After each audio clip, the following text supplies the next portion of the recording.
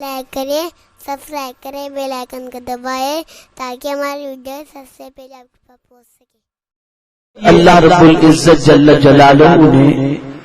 ایمان والوں سے خطاب فرمایا کہ اے ایمان والو تم پر روزے فرض کیے گئے، اور خطاب کا انداز اور لفظ کا انتخاب اتنا پیارا ہے۔ خالق ہے وہ، احکم الحاکمین ہے،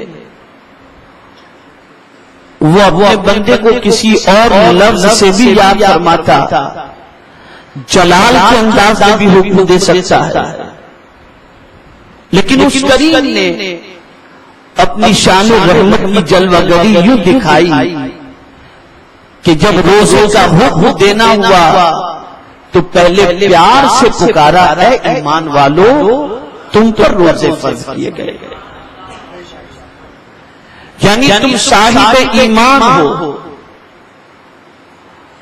اور جب تمہارے پاس ایمان کی دولت ہے تو تم دنیا میں بھی امن پانے والے ہو اور آخرت میں بھی امن پا جاؤ گے۔ اور یہ نہ تصور کیا جائے کہ یہ روزے صرف تمہیں پر فرض کیے جا رہے ہیں، بلکہ یہ روزے تم سے اگلی امتوں پر بھی اللہ عز و جل نے فرض فرمائے تھے، ان کے لیے بھی یہ روزے تھے۔ ماہ رمضان المبارک کے روزے یہ عاقل بالغ مسلمان کے اوپر فرض ہیں، اور اسلام کے ارکان میں سے یہ بہت اہم رکن ہے۔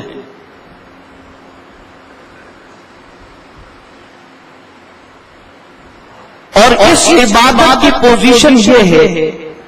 کہ یہ منفی عبادت ہے، باقی عبادتوں میں کرنے کا حکم ہے، جیسے نماز پڑھو، حج ادا کرو، زکات دو۔ اب روزے کا جو حکم ہے یہ کچھ کرنے کا نہیں، تین چیزوں سے صبح صادق سے لے کر غروب آفتاب تک اپنے وجود کو روکنے کا نام روزہ ہے، جیسا کہ اس کے لفظ سے ظاہر ہے کتب علیکم الصیام، سیام اور صوم اس کے معنی امساک یعنی رکنے کے ہوتے ہیں، لفظ ہی بتا رہا ہے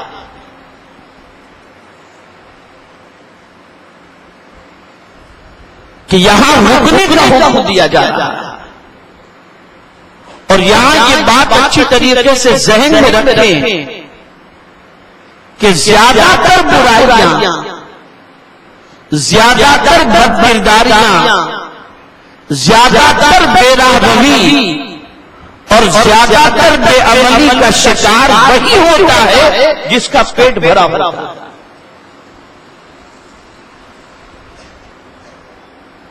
اور شکم سیری ہی انسان کو آوارگی کی طرف لے جاتا ہے۔ تو میرا کریم یہ چاہتا ہے کہ بندے معزز بن جائیں،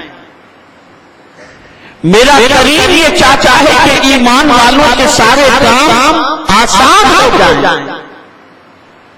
میرا رب یہ چاہتا ہے کہ ایمان والوں کو ایسا وصف نصیب ہو جائے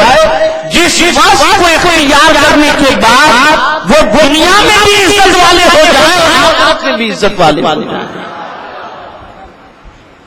اس لیے اللہ نے روزے کا حکم دیا۔ رکنا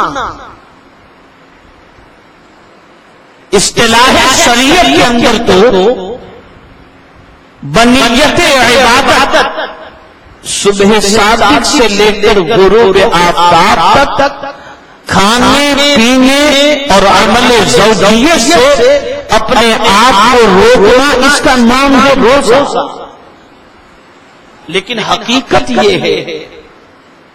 کہ صرف انہی چیزوں سے رکنے سے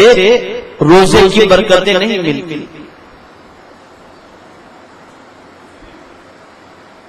بلکہ کہ میں قرآن مقدس کی روشنی میں آپ کو بتاؤں کہ جہاں اللہ عز و جل نے ان تین چیزوں سے رکنے کا حکم دیا اور بندہ ان تین چیزوں سے رک بھی گیا، لیکن اس کے علاوہ بہت ساری چیزوں سے نہ رکا تو وہ روزے کی برکتوں سے محروم رہا، فرض ادا ہو گیا۔ جیسے آج نماز پڑھتا ہے مسلمان، تو نماز کی خاصیت اور اس کی تاثیر تو یہ ہونی چاہیے کہ ان الصلاۃ تنہی عن الفحشاء والمنکر، بے شک نماز بے حیائی اور بری باتوں سے روکتی ہے، لیکن ہم دیکھتے ہیں کہ نماز بھی بندہ پڑھتا ہے اور بے حیائی بھی کر رہا ہے۔ تو یہ بات یاد رکھیں، فرض ادا ہو گیا،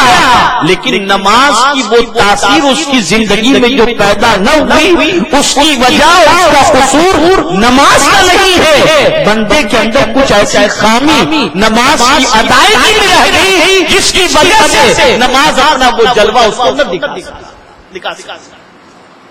جیسے میں آپ کو قرآن کی روشنی میں بتاؤں، رکنا حضرت مریم رضی اللہ تعالی عنہ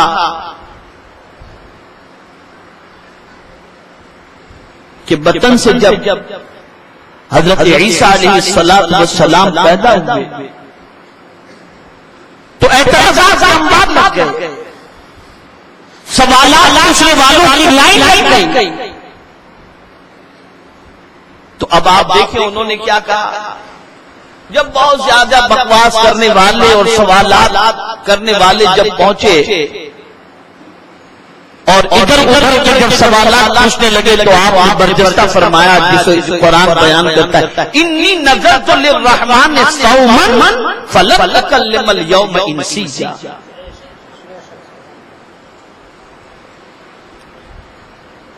جب حضرت مریم رضی اللہ تعالی عنہا سے اس قسم کے سوالات جب پوچھنے لگے لوگ تو انہوں نے کیا کہا، انی نذرت للرحمن صوما فلن اکلم اليوم انسیا، میں نے بات نہ کرنے کا روزہ رکھا، آج کے دن میں تم سے کوئی فضول بات نہ کروں گی، یعنی تمہارے کسی سوال کا جواب نہ دوں گی۔ یہاں بھی لفظ صوم آیا اور یہاں سے یہ بات سمجھ میں آئی کہ چپ رہنے کا بھی ہوتا، اور یہ ایسا ہوتا ہے کہ جسے یہ نصیب ہو جائے اسے نجات نصیب ہو جاتی ہے۔ اسی لیے سرکار نے فرمایا من صمت فقد نجات، جو چپ رہا اس سے نجات۔ یہاں بھی وہی صوم بنتا، اور سب سے زیادہ خطرے کی چیز فضول گوئی ہے۔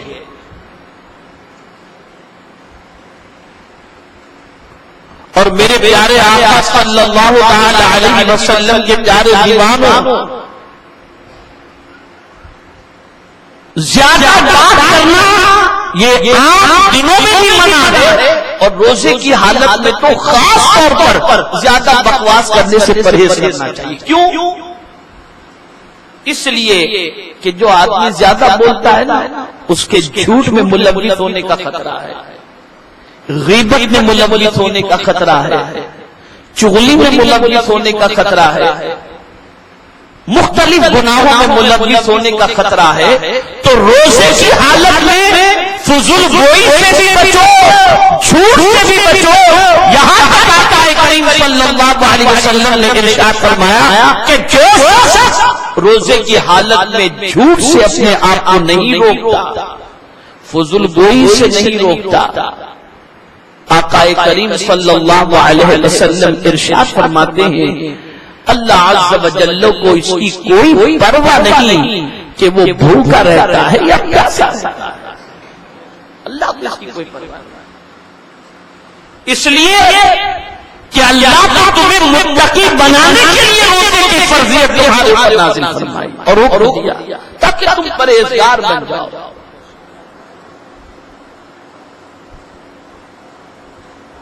اور میرے پیارے آقا صلی اللہ تعالی علیہ وسلم کے پیارے دیوانوں، آقا کریم صلی اللہ تعالی علیہ وسلم نے ایک مقام پر ارشاد فرمایا اگر تم روزے کی حالت میں ہو اور کوئی تم سے جھگڑا کرے، تکرار کرے، بحث و مباحثہ کرے، تو تم اس سے کہہ دو بھائی میں روزے سے، میں تم سے جھگڑا نہیں کر سکتا۔ یہاں آقا کریم صلی اللہ علیہ وسلم نے یہ حکم دے کر اپنے غلاموں کو نصیحت فرمائی کہ میرے غلاموں اگر تم نے اپنے آپ کو روک لیا تو یہی رکنا ہوتا ہے، تم ادھر رکے تمہیں ادھر تقویٰ کی دولت نصیب ہو گئی، ادھر تم پرہیزگار ہو گئے۔ یہاں یہ بات خاص طور پر سمجھنے کے لائق ہے کہ عام طور پر بھی لغویات سے پرہیز جو ہے وہ بہت ضروری ہے، اور اس قوم کی ناکامی کی اور بربادی کی وجوہات کے اندر ایک وجہ یہ بھی ہے کہ یہ قوم لغویات میں پڑ گئی، فضول چیزوں میں پڑ گئی۔ یہ تو ابھی اللہ عز و جل کا خاص کرم ہوا ہے امت مسلمہ پر کہ پہلے اس طریقے سے راتوں کو کرکٹ لوگ کھیلتے تھے، ماہ رمضان کی کیرم کھیلا کرتے تھے، اب بہت کم نظر آتا ہے، ورنہ پہلے تو رات پر یہی چلتا رہتا تھا۔ ماہ رمضان کیا آتا، پیچھے بیٹ کی لائن لگ جاتی اور کرکٹ کی گرس کی لائن لگ جاتی اور لوگ گلی کوچوں میں کھیلا کرتے۔ حیرت کی بات ہے اللہ شیطان کو قید کر کے تمہارے لیے عبادت کی راحتوں کا اہتمام فرماتا ہے، اور مسلمان ہے کہ خود شیطان بن کر کے پوری رات عبادت کی بجائے دہل پہ گزارتا نظر آتا ہے۔ تو عرض یہ کر رہا تھا کہ ناکامی کی وجوہات میں ایک وجہ یہ بھی ہے کہ مسلمان لغویات میں پڑ گیا، بلکہ آپ قرآن شریف میں دیکھیں کہ جو لغویات سے پرہیز کرتا ہے، فضول چیزوں سے پرہیز کرتا ہے، فضول کاموں سے پرہیز کرتا ہے، اسے صرف جنت ہی نہیں بلکہ قرآن کی روشنی میں اسے جنت الفردوس کا حقدار کیا گیا، اور اسے کامیاب مومن کے اوصاف میں شمار کیا گیا، جیسا کہ 18ویں پارے کی ابتدائی آیت میں ہے قد افلح المؤمنون الذین هم فی صلاتهم خاشعون والذین هم عن اللغو معرضون۔ نماز کے بعد میرے کریم نے پہلے کس وصف کا ذکر کیا، وہ یہی فرمایا کہ وہ مومن کامیاب ہے، وہ مومن جو نماز میں خشوع اور خضوع اختیار کرتا ہے اور جو لغویات سے پرہیز کرتا ہے۔ تو ماہ رمضان المبارک میں خاص طور پر لغویات سے پرہیز کریں، لہو اللیل سے پرہیز کریں، فضول گوئی سے پرہیز کریں، اور میرے پیارے آقا صلی اللہ تعالی علیہ وسلم کے پیارے دیوانوں جسے یہ وصف نصیب ہو گیا وہ دنیا میں بھی کامیاب اور آخرت میں بھی کامیاب ہو گیا۔ ہمارے ویڈیو کو لائک شیئر ضرور کریے۔